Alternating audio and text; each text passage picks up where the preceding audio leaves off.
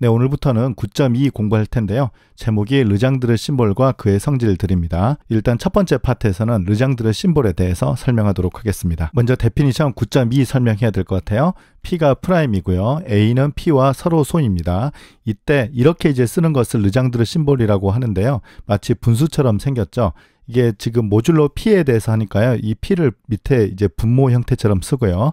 이 A를 분자에 이렇게 쓸 거예요. 우리가 읽기는 그냥 P분의 A라고 읽겠습니다만 분수 형태는 아닙니다. 이 P분의 A 값은 사실은 두 값밖에 되지 않아요. 1과 마이너스 1입니다. 먼저 A가 P의 쿼드라틱 레지듀이면 이 값을 1이라고 주고요. A가 P의 쿼드라틱 넌 레지듀이면 이 값을 마이너스 1이라고 줍니다. 그런데 사실 이 1과 마이너스 1 어디서 많이 본 숫자 같지 않아요? 우리 지난 시간 마지막에 오일러 크라이테리언이 A가 P의 쿼드라틱 레지듀이면 이 값을 계산했을 때 모듈로 P로 1이다 이걸 공부했고요. 쿼드라틱 넌 레지듀이면 이 값을 역시 계산했을 때 모듈로 P로 마이너스 1이 되겠습니다.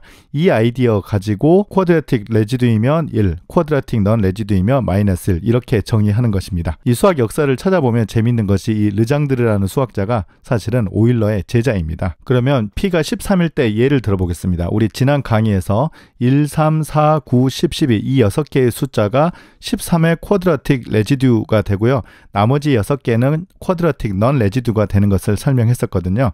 그러면 오늘 배웠던 이 르장드르 심볼을 가지고 써보면 이렇게 쓰면 됩니다. 지금 분모는 다 13이 되고요. 분자 자리에 1, 3, 4, 9, 10, 12 이런 경우는 이 6개를 답이 1이다 이렇게 쓰면 되겠고요. 이 6개를 제외한 2, 5, 6, 7, 8, 11 같은 경우는 마이너스 1이다라고 쓰면 되겠습니다. 그래서 1이면 이 분자에 있는 것이 분모의 쿼드라틱 레지듀, 마이너스 1이면 분자에 있는 것이 분모의 쿼드라틱 넌 레지듀이다 이렇게 쓰면 되겠죠. 이번에는 이 르장드르 심볼의 아주 중요한 성질을 설명할 건데요. 이 시오렘 9.2는 6개 모두 다 잘 기억해야 됩니다. 우리가 이제 앞으로 이 르장드르 심볼을 계산할 때 6개씩을 모두 다 이용하기 때문입니다. 내용은 이렇습니다. P는 이제 항상 아드 프라임이고요. A는 P와 서로 소이고 여기 있는 이제 다른 B라는 숫자도 서로 소인 것만 생각하도록 할게요. 첫 번째 식은 모듈로 P로 A와 B가 컨그런트하면 P분의 A 값과 P분의 B 값은 같습니다. 그리고 P분의 A 제곱 즉 분자가 제곱이 되면 항상 이 값은 1이고요.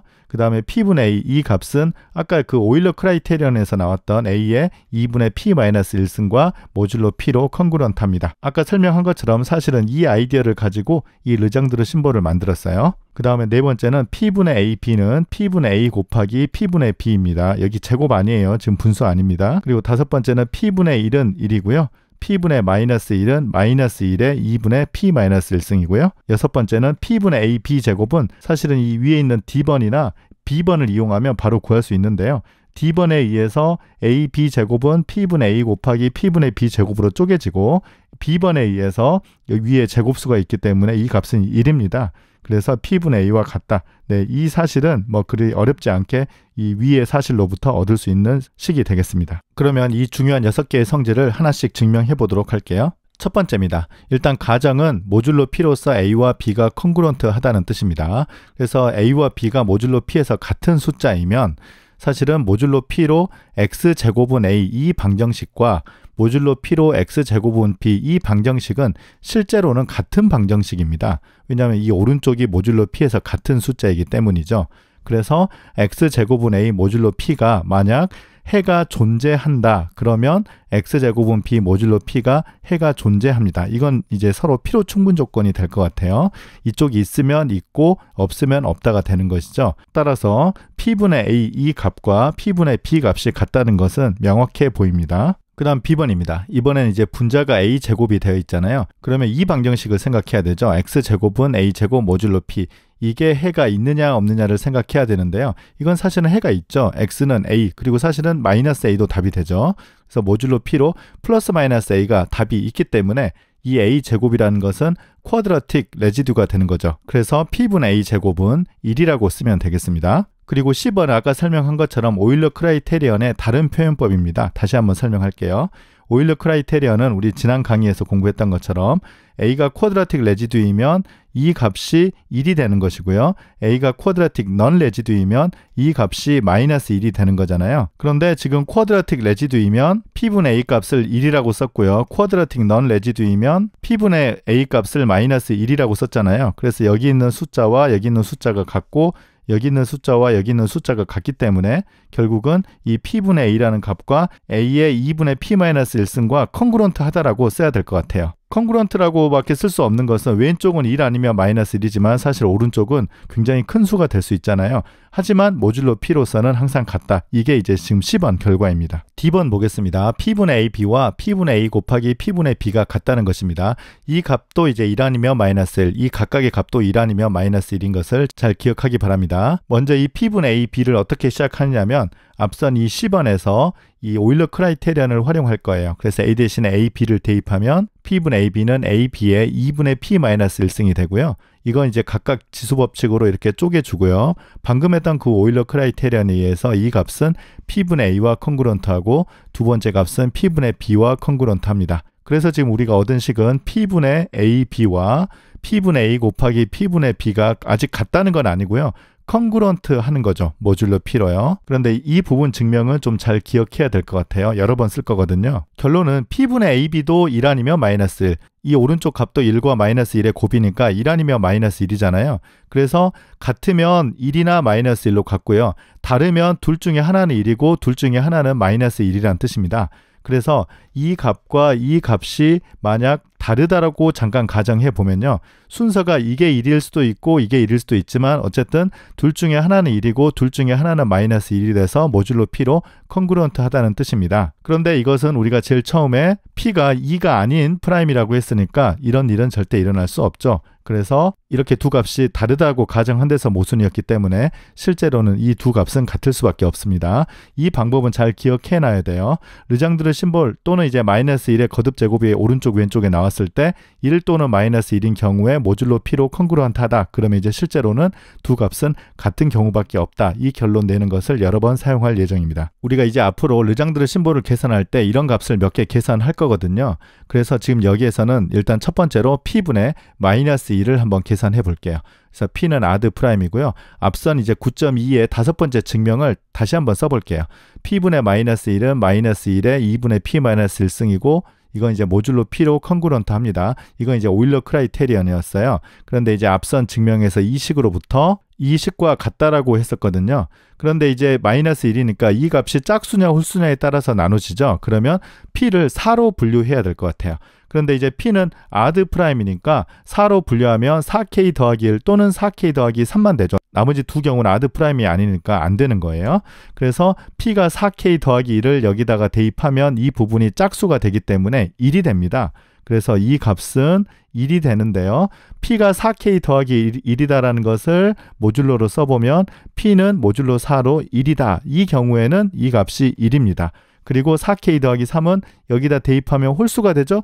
그래서 이럴 때는 마이너스 1, 즉 P가 모듈로 4로 3이면 마이너스 1이다. 이 사실이 바로 코롤러리 9.2가 되겠습니다. 그런데 이 내용은 사실은 우리가 5장에서 벌써 공부한 적이 있었어요. 시오렘 5.5는 윌슨 정리에서 나온 내용인데요. 그때 내용이 뭐였느냐면 P가 아드 프라임일 때 이 방정식이 해를 가질 필요 충분 조건은 모듈로 4로 P가 1이다라고 했어요. 네, 이 조건이 여기 있잖아요. 그래서 지금 보니까 이게 이제 우리 지금 이 섹션에서 배웠던 표현으로 써보자면 마이너스 1이 P의 쿼드라틱 레지듀이고 이걸 르장드르 심볼로 써보자면 P분의 마이너스 1이 1이다. 이제 그 뜻이죠. 그래서 이제 이 경우에 해당됩니다. 필요 충분 조건이니까요. 다른 경우는 마이너스 1이다. 그래서 지금 이제 얘기했던 코롤러리 9.2가 그때 공부했던 시오렘 5.5의 다른 표현이라는 사실을 알 수 있어요. 이 식은 매우 중요하니까 반드시 기억해야 될 것 같습니다. 그때 공부했던 시오렘 5.5와 연동해서 기억하면 더 편할 것 같습니다. 그러면 조금 전에 우리가 공부했던 르장드르 심볼의 성질을 이용을 해서 다음과 같은 예제를 풀어볼 수 있겠습니다.